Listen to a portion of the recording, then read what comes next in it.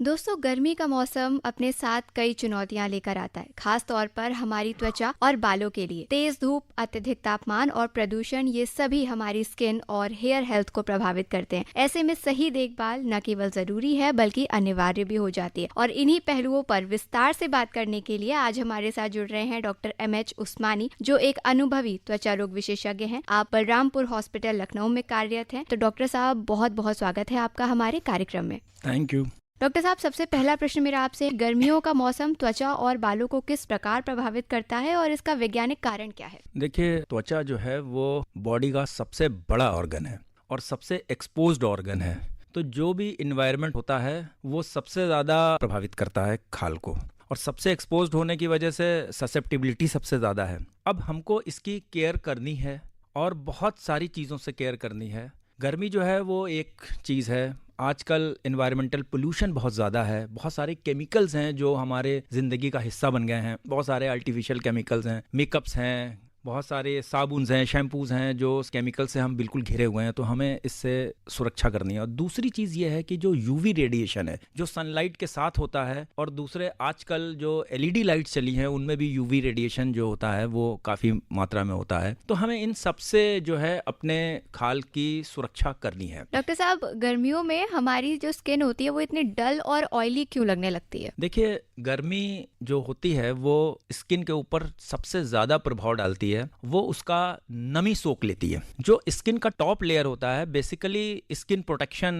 के लिए वो काम आता है। उसकी जो बनावट कुदरत ने दी है वो ऐसी ही दी है कि वो नमी को बना के रखता है। उसके टॉप लेयर में कुछ फैटी मॉलिक्यूल्स जो है प्रोड्यूस होते हैं जिनको हम सीरामाइड्स कहते हैं। ये खाल की नमी को बरकरार रखते हैं। जैसे जैसे हमारी उम्र बढ़ती जाती है और खाल हमारी जो है उम्र दराज होती जाती है तो ये सीरामाइड्स का प्रोडक्शन भी कम होता जाता है। तो जो स्किन प्रोटेक्शन होता है वो कम हो जाता है। दूसरे, बहुत तेज जो गर्मी होती है जहाँ ह्यूमिडिटी लेस एटमॉस्फेयर एनवायरनमेंट होता है वो भी इस नमी को सोख लेता है। तो इसलिए खाल जो होती है वो हमारी डैमेज होने लगती है। अब हमारी खाल जो है 3-4 तरह से रिएक्ट करती है कि कुछ स्किन्स रिएक्टिव स्किन्स होती हैं, कुछ स्किन्स एलर्जिक स्किन्स होती हैं, कुछ स्किन्स जो होती हैं एटोपिक स्किन्स होती हैं, और कुछ इरिटेटिव स्किन्स होती हैं। तो ये 4 तरह से जब रिएक्ट करती है तो उसके हिसाब से शरीर जो होता है वो कुछ साइंस और सिम्टम्स देता है कि साहब अब खाल बीमार हो रही है। वो साइन और सिम्टम्स क्या हैं? जैसे लाली आ गई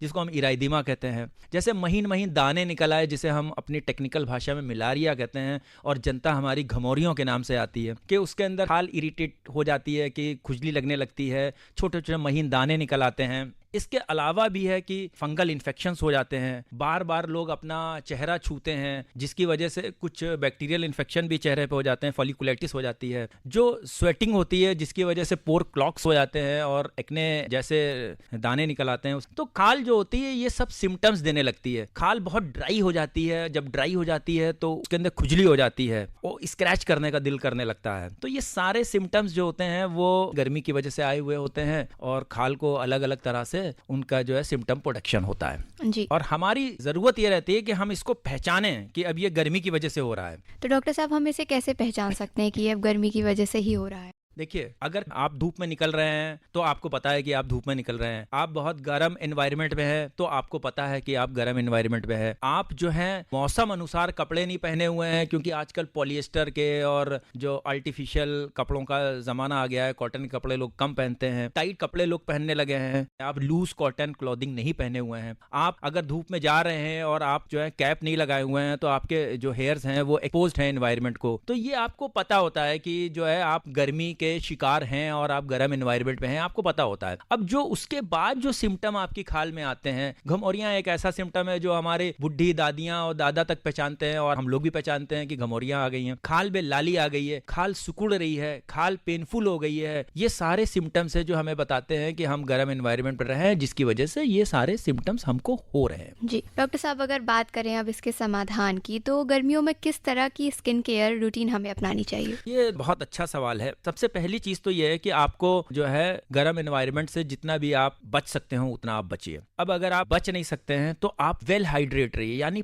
पानी जो है वो अधिक से अधिक मात्रा में आप पीजिए, जितना कि आप पी सकते हैं। आम तौर पे गर्म मौसम में 4 से 5 लीटर पानी जो है वो जरूरी होता है, जिसके अंदर से 3 लीटर तो सादा पानी और करीब 2 लीटर जो है खाने के साथ, जैसे दाल आप पी रहे हैं और सूप आप पी रहे हैं, उसके साथ जो पानी आ जाता है उसको हम शामिल कर लेते हैं। तो आप वेल हाइड्रेट रहिए। अगर आप वेल हाइड्रेटेड नहीं है तो आपके शरीर में पानी की कमी जो होगी वो होती रहेगी। दूसरी चीज ये है कि आप लूज कॉटन के जो है कपड़े पहनिए। इसके अलावा जो है बहुत हेवी मेकअप नहीं हमारा होना चाहिए, बहुत ग्रीजी ऑयली मेकअप नहीं होना चाहिए हमारा। इसके बाद आता है कि अगर आप मॉइस्चराइजर लगा सकते हो तो आप डेफिनेटली आप एक मॉइस्चराइजर रात में जरूर लगाएं। जो खाल में कमी हो जाती है पानी की, वो कमी मॉइस्चराइजर से पूरी होती है। अगर आप मॉइस्चराइजर नहीं लगा सकते हो, आपके पास उतनी हैसियत नहीं है कि आप मॉइस्चराइजर आप परचेस कर सकें, तो घर में भी ग्लिसरीन से गुलाब का अरक डाल के जो है घरेलू मॉइस्चराइजर भी बनाया जा सकता है, जिसको आप अपनी जो ड्राई स्किन है वहां पर आप लगा सकते हो ताकि वो क्रैक ना करे हो, ताकि उसकी खुजली ना हो। इसके अलावा अगर सनस्क्रीन का प्रयोग आप कर सकते हैं धूप में निकलने से पहले, तो उससे अच्छा तो कुछ हो ही नहीं सकता है।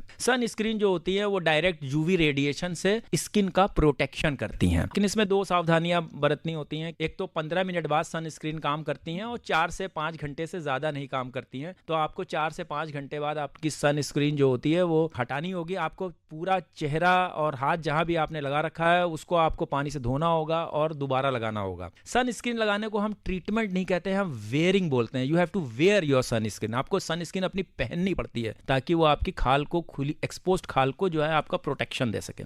इसके अलावा आप खाने में हरी साग सब्जियां खा सकते हैं। जो मौसमी फल होते हैं, जो आपके इलाके के फल हैं, वो जरूर इस्तेमाल करें। जैसे इस इलाके में जो है आम बहुत होता है, मलियाबाद लखनऊ के इलाके में, तो आम में वो सारी कुदरती चीजें होती हैं। वो सॉल्ट होता है, वो वाटर होता है, वो विटामिन होता है, जो कि आपकी सेहत के लिए जरूरी है, आपकी खाल के लिए जरूरी है। इसके अलावा मौसमी फलों में जो बेरीज आती हैं, शहतूत है, खिन्नी है, जो फलेंदा है, फालसा है, इन सब में एंटीऑक्सीडेंट्स होते हैं। आप इनका भी प्रयोग कर सकते हैं। तो आप अपने खान पान का ख्याल रखें, अपनी स्किन को मॉइस्चराइज रखें, सनस्क्रीन लगाएं, वेल हाइड्रेटेड रहें। जी डॉक्टर साहब, एड़ियों का फटना एक बहुत ही कॉमन समस्या है, तो पैरों की देखभाल हम कैसे करें, उसके लिए हम क्या करें? देखिए, जो एड़ियों का फटना है वो एक बहुत ही कॉमन समस्या है। एक तो समस्या यह है कि मेडिकल, दूसरी समस्या यह है कि आप अपने पैरों की केयर ही नहीं करते हैं। तो अनकेयर्ड फीट जो है वो ज्यादा फटी एड़ियां देते हैं। कुछ हमारे तबका जो लोअर मिडिल क्लास है या जो बहुत पुअर क्लास है, उसके पास इतने जराए नहीं होते हैं कि वो बेहतर जो है जूते पहन सके, वो बेहतर चप्पलें पहन सकें, वो नंगे पैर चलते हैं। वो ज्यादातर लेबरर्स होते हैं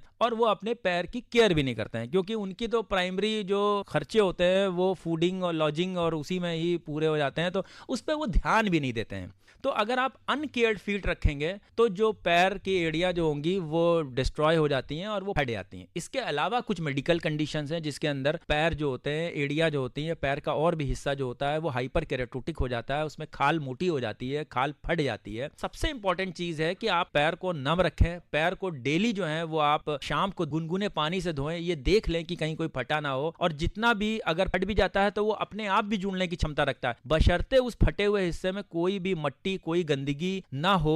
तो अगर आप साफ सफाई रखेंगे तो वो पैर जो है नहीं फटेंगे, और अगर जो डेली थोड़ा बहुत वेयर एंड टियर होता है वो रिपेयर हो जाएगा। इसके अलावा आप पैर में जो है मॉइस्चराइजर भी लगा सकते हैं, नारियल का तेल भी लगा सकते हैं, दूध की बलाई भी आप लगा सकते हैं।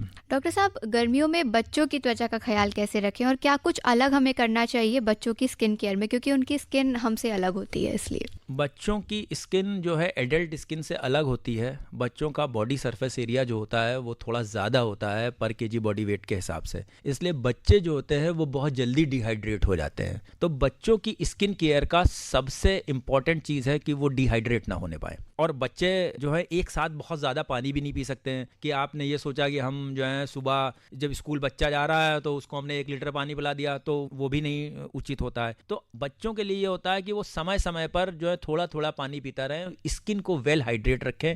ये बच्चों की जो स्किन केयर है उसका सबसे इंपॉर्टेंट इंपॉर्टेंट और क्रूशियल एस्पेक्ट है। इसके अलावा बच्चों में हमें बहुत ज़्यादा मॉइस्चराइज़र या बहुत ज़्यादा सनस्क्रीन लगाने की ज़रूरत नहीं होती है, क्योंकि उनकी जो स्किन होती है उसमें सीरामाइड्स जो होते हैं, बॉडी स्किन जो होती है बहुत अच्छे से प्रोड्यूस करती है, इसलिए उनको बहुत ज़्यादा ज़रूरत नहीं होती। लेकिन फिर भी अगर कोई बच्चा ऐसा है कि जो 8 से 10 साल का है या 10 साल से 16 साल के बीच का है और वो दिन भर धूप में खेल रहा है, दिन भर फुटबॉल खेल रहा है, क्रिकेट खेल रहा है, तो उनको भी वही एडल्ट वाली सलाह आ जाती है कि साहब जो है आप जो है स्किन को मॉइस्ट रखिए, मॉइस्चराइजर का प्रयोग करिए, सन स्क्रीन का प्रयोग अगर आप कर सकते हैं बहुत बढ़िया है, सन स्क्रीन का प्रयोग करिए, और पूरी आस्तीन के कपड़े पहनिए, फुल कॉलर के कपड़े पहनिए, पैजामा पूरा पहनिए और लूज कॉटन के कपड़े पहनिए। जी डॉक्टर साहब, अगर बात करें साबुन या मॉइस्चराइज़र की, तो कौन सा साबुन और मॉइस्चराइज़र हमें लगाना चाहिए, यानी कि जो पदार्थ है उस साबुन में और मॉइस्चराइज़र में कौन सा पदार्थ होना चाहिए? देखिए, जो हम साबुन का प्रयोग करते हैं वो आम तौर पे जो ग्रीजी एलिमेंट्स होते हैं स्किन में उनको हटाने के लिए करते हैं जी। और जब हम नहाते हैं तो हम साबुन का प्रयोग जो है वो ज़्यादा करते हैं। ऐसे तो जब हाथ धोते हैं तो बहुत हल्का फुल्का ही साबुन का प्रयोग करते हैं। तो साबुन चाहे कोई भी हो, अगर हमने उससे बहुत ज़्यादा रगड़ के प्रयोग कर लिया तो जो स्किन का नेचुरल फैट है, जो नेचुरल चिकनाई है, नेचुरल सीरामाइड्स है, ये सब वॉश ऑफ हो जाएंगे। जब ये सब वॉश ऑफ हो जाएंगे तो भी जो है आपकी खाल जो है वो रूखी हो जाएगी, जैसा कि बिल्कुल सेम इफेक्ट आएगा जो हीट इफेक्ट आता है। इसके अलावा अगर आपने गर्म पानी से नहा लिया है, बहुत से लोग जो है क्योंकि अब वो फैसिलिटी हो गई है कि गीज़र लगा हुआ है तो सुबह सुबह नहाने गए तो उन्होंने गीज़र ऑन कर दिया, जो गर्म पानी से नहा लेते हैं उनमें भी सेम होता है। उसके अंदर तो जो नेचुरल फैट होता है वो और बहुत जल्दी जो होता है वो वॉश ऑफ हो जाता है, तो वो भी स्किन बिल्कुल ड्राई हो जाती है। जितना ज़्यादा ओल्ड एज होगा उतना ज़्यादा ये प्रॉब्लम बढ़ती है, क्योंकि ओल्ड एज में वैसे भी नेचुरल फैट जो है का प्रोडक्शन कम होता है। लेकिन अगर आपने केमिकल की बात करी तो मैं ये कहूँगा कि आप जो है मॉइस्चराइजिंग या ग्लिसरीन युक्त जो है साबुन का जो है प्रयोग करें। जी डॉक्टर साहब, अगर हम बात करें बालों की देखभाल की, तो गर्मियों में बालों की देखभाल हम कैसे करें? देखिए, बाल भी जो है एक्सटेंशन ऑफ स्किन ही है। बाल की देखभाल भी वैसे ही हमको करनी है जैसे कि हम अपने जो है खाल की देखभाल करेंगे। बाल अक्सर जो है वो हमारे प्रायोरिटी में बहुत कम रहते हैं, स्पेशली मेल्स के प्रायोरिटी में, क्योंकि वो बाहर निकलते ही हैं और जो खुली धूप में चल रहे हैं। लेकिन आपको बाल की भी वैसे ही केयर करनी पड़ेगी। अगर आप कैप पहन लें तो जो है बाल पे जो हीट का और जो यूवी रेडिएशन का इफेक्ट होता है वो कम हो जाएगा। बाल अगर नम रखते हैं, अगर उसके ऊपर हल्का सा पानी लगा लेते हैं तो भी ये इफेक्ट जो होता है वो कम हो जाता है। अदरवाइज क्या होता है कि बाल अगर डायरेक्ट सनलाइट में आए, गर्मी में आए, तो वो अपना चमक खो देते हैं, ब्रिटिल हो जाते हैं, वो टूट सकते हैं वो, और उनका कलर जो है फेड हो जाता है। इससे बचने के लिए जो है आपको सबसे इंपॉर्टेंट चीज है कि अगर आप कैप पहन सकते हो तो आप कैप पहनो। अक्सर लोग ये कहते हैं अरे भाई मैं तो हेलमेट पहनता हूं, तो जब आप हेलमेट उतारोगे तो आप सन एक्सपोज हो जाओगे, यूवी रेडिएशन एक्सपोज हो जाओगे। तो आपको नंबर एक चीज तो यह है कि आपको अपने बालों का जो है कवर्ड अप रखना है। दूसरी चीज क्या होती है कि बहुत ज्यादा हम लोग शैम्पूस का इस्तेमाल करने लगे हैं आजकल। आप शैम्पूस का इस्तेमाल तब करिए जब आप जो है उसको वाकई में साफ कर रहे हैं, ग्रीजी एलिमेंट्स लगे हों,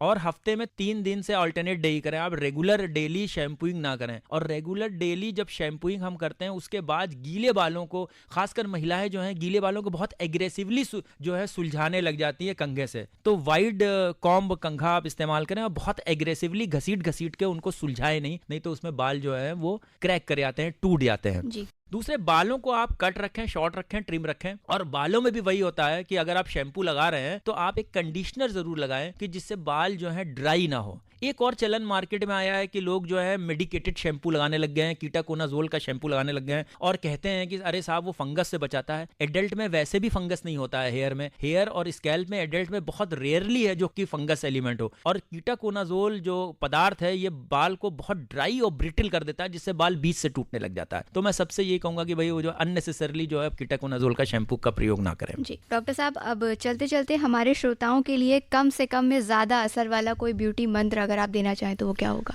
कोई ब्यूटी मंत्र जो है वो आपके नेचुरल जीवन से अलग हटके नहीं हो सकता है। आप अच्छा खाना खाएं, सामान्य खाना खाएं, बाहर का खाना ना खाएं, घर का बना हुआ ही खाना खाएं, हरी साग सब्जियों का ज्यादा प्रयोग करें आप, और जो मैंने एंटीऑक्सीडेंट्स के लिए आपको बताया था कि जो मौसमी फल होते हैं उस इलाके में होते हैं उनका आप प्रयोग करें, और वेल हाइड्रेटेड है, पानी गर्मियों में 4 से 5 लीटर जरूर पिए। जी डॉक्टर साहब, आप हमारे स्टूडियो में आए, आपने हमारे श्रोताओं से इतनी अहम जानकारी साझा करी, आपका बहुत बहुत धन्यवाद।